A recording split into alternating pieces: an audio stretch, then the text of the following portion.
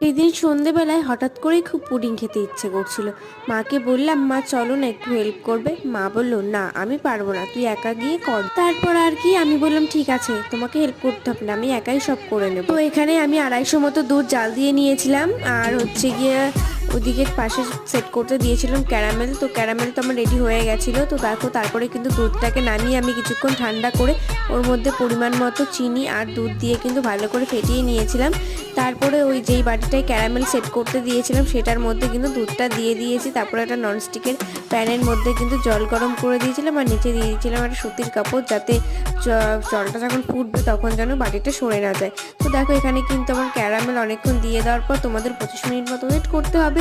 তো দেখো এখানে কিন্তু আমার ক্যারামেল রেডি হয়ে গেছিলো, বাট ওটা একটুখানি শেপটা আসেনি, কেন আসেনি সেটা তো বুঝলাম না। সবই তো ঠিকঠাকই করেছিলাম। তো যাই হোক, টেস্ট করে দেখলাম অনেক ভালো হয়েছে। তোমাদের ভিডিওটা কেমন লাগলো অবশ্যই জানিও। দেখা হচ্ছে নেক্সট ব্লগে।